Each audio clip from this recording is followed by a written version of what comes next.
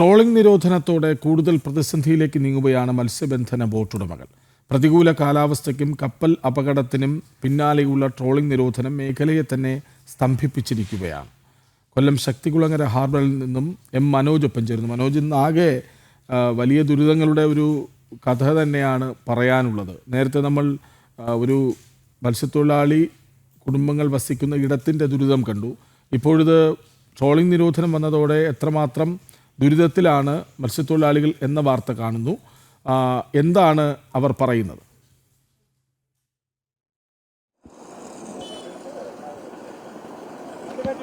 കൃഷ്ണരാജ്, ഈ മാസം 10-ാം തീയതി മുതലാണ്, അതായത് 9-ാം തീയതി അർദ്ധരാത്രി മുതലാണ് ട്രോളിംഗ് നിരോധനം ഏർപ്പെടുത്തിയിട്ടുള്ളത്. ഈ സമയത്ത് ഈ ബോട്ടുകൾ, അതായത് യന്ത്രവൽകൃത ബോട്ടുകളൊന്നും തന്നെ കടലിൽ മത്സ്യബന്ധനത്തിനായി പോകാൻ പാടില്ല. ഈ ട്രോളിംഗ് നിരോധനത്തെ ലംഘിച്ചുകൊണ്ട്, ആ നിയമം ലംഘിച്ചുകൊണ്ട് തന്നെ പോയി കഴിഞ്ഞാൽ അതിന് നടപടിയെടുക്കുമെന്നാണ് സർക്കാർ അറിയിച്ചിട്ടുള്ളത്. ഈ സമയം ഈ മത്സ്യബന്ധനത്തിലുള്ള അല്ലെങ്കിൽ മത്സ്യസമ്പത്ത് വർദ്ധിക്കുവാനുള്ള അതിന്റെ സംരക്ഷണത്തിനൊക്കെ വേണ്ടിയിട്ടുള്ള ഒരു പ്രഖ്യാപിത ലക്ഷ്യമാണ് ഈ ട്രോളിംഗ് നിരോധനം കൊണ്ടൊക്കെ ആദ്യഘട്ടത്തിൽ ഉദ്ദേശിച്ചത്. എന്നാൽ ഈയൊരു ട്രോളിംഗ് നിരോധനം, അതായത് ഈ കാലയളവിലുള്ള ട്രോളിംഗ് നിരോധനം, അതിൽ വലിയ എതിർപ്പ് തന്നെയാണ് ഈ മത്സ്യത്തൊഴിലാളികളുടെ ഭാഗത്തുനിന്നും അതോടൊപ്പം തന്നെ ഈ ബോട്ടുടമകളുടെ ഭാഗത്തു നിന്നും ഒക്കെ ഉണ്ടാകുന്നത്. കാരണം ഇതല്ല കൃത്യമായ സമയമെന്നും അതോടൊപ്പം തന്നെ ഈയൊരു സാഹചര്യത്തിൽ, അതായത് നമുക്കറിയാം പ്രതികൂല കാലാവസ്ഥയുണ്ടായ, അതായത് മത്സ്യലഭ്യതക്കുറവിനും പിന്നാലെ ഉണ്ടായിട്ടുള്ള കപ്പൽ അപകടത്തിലൊക്കെ വലിയ പ്രതിസന്ധിയാണ് നേരിട്ടിരുന്നത്. അതിനുശേഷമാണ് ഇപ്പോൾ ഈ ട്രോളിംഗ് നിരോധനം കൂടെ വന്നതോടുകൂടി അവരൊക്കെ വീണ്ടും വലിയ ബുദ്ധിമുട്ടിലോട്ട് പോകുന്നത്. എന്തായാലും നമ്മളോടൊപ്പം ഈ ബോട്ടുടമകൾ കൂടെ ചേരുകയാണ്. അതോടൊപ്പം തന്നെ നിരവധി മത്സ്യത്തൊഴിലാളികൾ, യന്ത്രവത്കൃത ബോട്ടുകളിലൊക്കെ ഈ മത്സ്യബന്ധനത്തിനായി പോകുന്നവർക്കൊക്കെ തന്നെ വലിയ ബുദ്ധിമുട്ടാണ് എന്നുള്ള കാര്യം തന്നെയാണ് ഇനിയുള്ള ദിവസങ്ങളിൽ. അതുകൊണ്ട് തന്നെ ഈയൊരു പ്രതിസന്ധിയെ നിങ്ങൾ എങ്ങനെയാണ് നോക്കിക്കാണുന്നത്? അതായത് ഈ രണ്ട് പ്രതിസന്ധികൾ മുന്നിലുണ്ടായിരുന്നു. ഒന്ന് കപ്പലപകടം, പിന്നീട് ഈ മത്സ്യത്തിന്റെ ലഭ്യതക്കുറവൊക്കെ ഉണ്ടായിരുന്നു. അത് കഴിഞ്ഞൊരു കാലാവസ്ഥ അനുകൂലമായി വന്ന സമയത്താണല്ലേ ഈ ഒരു ട്രോളിംഗ് നിരോധനം? തീർച്ചയായും നമുക്ക് മുൻകാലങ്ങളെ അപേക്ഷിച്ച് ഈ ട്രോളിംഗ് നിരോധനം എന്തുകൊണ്ടും ഞങ്ങളുടെ മേഖലയുടെ പ്രതിസന്ധി വർദ്ധിപ്പിച്ചിരിക്കുക. കാരണം ഞങ്ങൾക്ക് കടലിൽ അല്പം മത്സ്യം വന്ന് ഞങ്ങൾക്ക് കിട്ടാൻ തുടങ്ങുന്ന സമയത്താണ് ഇപ്പോൾ ഈ കപ്പൽ ദുരന്തം വന്നിരിക്കുന്നത്. അപ്പോൾ കപ്പൽ ദുരന്തം വന്ന കാരണം വെച്ച് ഒരാഴ്ച കാലയളവോളം ഞങ്ങൾക്ക് മത്സ്യബന്ധനം നടത്താൻ പറ്റിയില്ല. ആ കാലയളവിൽ ഞങ്ങൾക്ക് വളരെയേറെ സാമ്പത്തിക നഷ്ടമാണ് നേരിട്ടത്.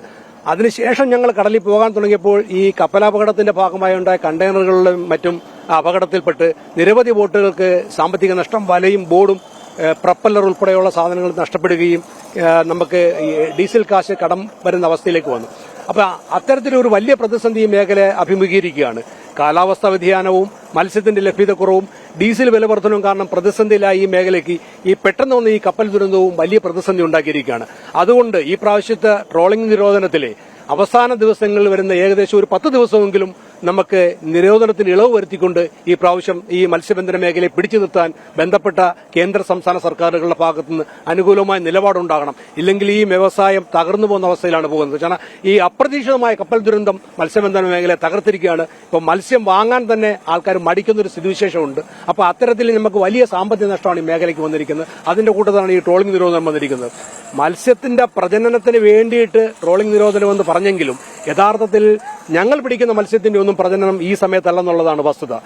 അയലയും മത്തിയും മാത്രമാണ് ഈ സമയത്ത് പ്രജനനം നടത്തുന്നത്. ഞങ്ങൾ പിടിക്കുന്ന കണവ ഐറ്റങ്ങൾ, കട്ടിൽ ഫിഷ് ആയാലും സ്കുഡ് ആയാലും കിളിമീനായാലും ലിസാർഡ് ഫിഷ് ആയാലും ഇത്തരത്തിലുള്ള എക്സ്പോർട്ട് വാല്യൂ ഉള്ള മത്സ്യങ്ങളെല്ലാം പ്രജനനം നടത്തുന്നത് യഥാർത്ഥത്തിൽ ഡിസംബർ, ജനുവരി, ഫെബ്രുവരി മാസങ്ങളിലാണ്. അപ്പോൾ ഒരു കാര്യമില്ലാത്ത കാര്യത്തിലാണ് യഥാർത്ഥത്തിൽ മെച്ചോറായ മത്സ്യങ്ങൾ വരുന്ന ഈ സമയത്ത് ട്രോളിംഗ് നിരോധനത്തിന്റെ പേരിൽ കേരളത്തിൽ ഏകദേശം 3700ഓളം യാനങ്ങളെ പൂട്ടിയിടുന്നത്. ഒപ്പം ബാക്കി എല്ലാ യാനങ്ങളും ഇവിടെ പ്രവർത്തിക്കാൻ പോകുന്നുണ്ട് താനും. അപ്പൊ മറ്റൊരു കാര്യം, അതായത് മറ്റ് സംസ്ഥാനങ്ങളിൽ 7-8 സംസ്ഥാനങ്ങളിലൊക്കെ ഈ ട്രോളിംഗ് നിരോധനം എന്ന് പറഞ്ഞാൽ പൂർണ്ണമായും എല്ലാ ബോട്ടുകളെയും ഈ കടലിൽ മത്സ്യബന്ധനത്തിന് പോകുന്നത് നിരോധിച്ചിട്ടുണ്ട്.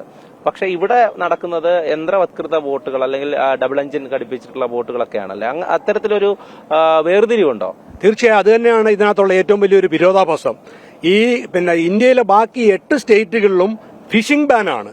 അതേസമയം കേരളത്തിൽ അത് 3700 വരുന്ന യന്ത്രവൽകൃത ബോട്ടുകൾക്ക് മാത്രമുള്ള ട്രോളിംഗ് നിരോധനമാക്കിയാണ് ചുരുക്കിയിരിക്കുന്നത്. ഇതെല്ലാം ഒരുതരം രാഷ്ട്രീയമായ വോട്ട് ബാങ്ക് ലക്ഷ്യം വെച്ചുകൊണ്ടുള്ള ഒരു കാര്യമാണ്. അല്ലാതെ യഥാർത്ഥത്തിൽ ഈ മത്സ്യത്തിന്റെ പ്രജനനം വർദ്ധിപ്പിക്കണമെന്നും ഇത് മത്സ്യബന്ധന മേഖല ഗുണകരമാകണമെന്നുള്ള തീരുമാനമല്ല യഥാർത്ഥത്തിൽ കേരളത്തിൽ നടക്കുന്ന ട്രോളിംഗ് നിരോധനം. അതേസമയം തന്നെ ഈ തമിഴ്നാട്ടിൽ ഈ 15-ാം തീയതിയോടുകൂടി തന്നെ ട്രോളിംഗ് നിരോധനം അവസാനിക്കുകയാണ്. അപ്പം ഇവിടുന്നുള്ള യാനങ്ങൾ പോകുന്ന സ്ഥലത്തേക്ക് തന്നെ അത്തരത്തിലുള്ള ബോട്ടുകൾ വരാനുള്ള സാധ്യതയില്ല. അത് നിങ്ങളെ എന്താ പറയാ വലിയ ബുദ്ധിമുട്ടിലാക്കുമോ ഇനി അങ്ങോട്ടുള്ള ദിവസങ്ങൾ? നല്ല ബുദ്ധിമുട്ടിലാക്കും. നമ്മുടെ മേഖലയിൽ അന്യ സംസ്ഥാന ബോട്ടുകൾ ഈ സമയത്ത് കയറി ഫിഷ് ചെയ്യുകയും നമുക്ക് കിട്ടേണ്ട മത്സ്യങ്ങൾ അവർ വ്യാപകമായി പിടിച്ചുകൊണ്ട് ചെയ്യുന്ന ഒരു വലിയ സിറ്റുവേഷൻ ഉണ്ട്. ഇതുകൊണ്ട് ഈ ട്രോളിംഗ് ബാൻ കഴിഞ്ഞ് നമ്മൾ അവിടെ മത്സ്യത്തിന് ചെല്ലുമ്പോൾ നമുക്ക് അവിടെ മത്സ്യ ലഭ്യത ഇല്ല. വളരെ മോശമായിട്ട് അവസ്ഥയിലാണ് പോയിക്കൊണ്ടിരിക്കുന്നത്. ഇതിനൊരു മാറ്റം വരണം. ഈ ട്രോളിംഗ് നിരോധനത്തിന്റെ സമയകാലങ്ങളിൽ നമുക്ക് അത്യാവശ്യമായിട്ട് മാറ്റം വരുന്ന സമയം അതിക്രമിച്ചു കഴിഞ്ഞു. യഥാർത്ഥത്തിൽ ട്രോളിംഗ് ബാൻ വരുത്തേണ്ട സമയം എന്ന് പറഞ്ഞാൽ ജനുവരി ഡിസംബർ മാസങ്ങളാണ് ട്രോളിംഗ് ബാൻ വരേണ്ടത്. പക്ഷേ ഇപ്പോൾ ഞങ്ങൾക്ക് എന്തെങ്കിലും കിട്ടിക്കൊണ്ട സമയത്ത് ഞങ്ങളെ പൂട്ടിയിടുക. ഞങ്ങളെ പൂട്ടിയിടുന്നതോടൊപ്പം തന്നെ ഞങ്ങളോടൊപ്പം തന്നെ അതിലേക്കാളും വലിപ്പമുള്ള എഞ്ചിൻ വെച്ച വലിയ വള്ളങ്ങൾ ഇവിടെ മത്സ്യബന്ധനം നടത്തുകയും വ്യാപകമായ ചെറിയ മീനുകൾ പിടിക്കുകയൊക്കെ ചെയ്യുന്നുണ്ട്. അതുകൊണ്ട് ട്രോളിംഗ് ബാനിന്റെ സമയം മാറ്റി ഞങ്ങൾക്ക് നവംബർ ഡിസംബർ മാസങ്ങളിലേക്ക് ഇത് ട്രോളിംഗ് ബാൻ മാറ്റി തരണമെന്നാണ് ഞങ്ങളുടെ ആവശ്യം. നിലവിലുള്ള പ്രതിസന്ധി എങ്ങനെയാണ് നിങ്ങൾ തരണം ചെയ്യാൻ ഉദ്ദേശിക്കുന്നത്? അല്ലെങ്കിൽ അതിനു വേണ്ടിയിട്ട് എന്തെങ്കിലും സർക്കാർ ഉദ്യോഗസ്ഥരെ അല്ലെങ്കിൽ മന്ത്രിമാരെ അടക്കം സമീപിച്ചിട്ടുണ്ടോ എന്തെങ്കിലും? അല്ല, നമുക്ക് ഈ മേഖലയിൽ സബ്സിഡി തന്നെ നമ്മളെ സഹായിക്കാൻ പറ്റത്തുള്ളൂ. കേരളത്തിൽ മാത്രമാണ് ഡീസൽ സബ്സിഡി ഈ യന്ത്രവൽകൃത മത്സ്യബന്ധന മേഖലയിൽ കിട്ടാത്തത്. ഇന്ത്യയിലെ ബാക്കി 8 സ്റ്റേറ്റുകളിലും ഡീസൽ സബ്സിഡി കൊടുക്കുന്നുണ്ട്.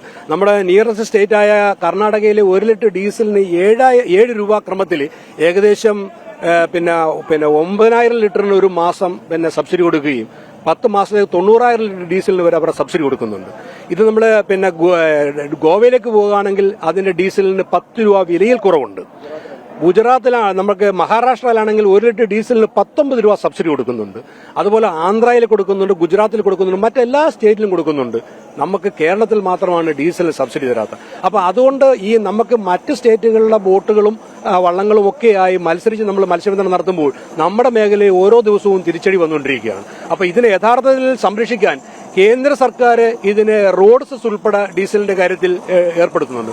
ഈ മത്സ്യബന്ധന മേഖല ഒരു എക്സ്പോർട്ട് ഓറിയന്റഡ് ബിസിനസ് ആയതുകൊണ്ട് ഇതിൽ നിന്ന് വിദേശ നാണ്യം ലഭിക്കുന്നതാണെന്ന് കണക്കിലെടുത്തുകൊണ്ട് ഈ യന്ത്രവൽകൃത മത്സ്യബന്ധന മേഖലയും മറ്റ് മത്സ്യബന്ധന മേഖലകൾക്കും ഇന്ധന സബ്സിഡി കൊടുക്കണം. അതിനുപയോഗിക്കുന്ന ഇന്ധനത്തിന് റോഡ് സെസ് ഒഴിവാക്കി കൊടുക്കണം.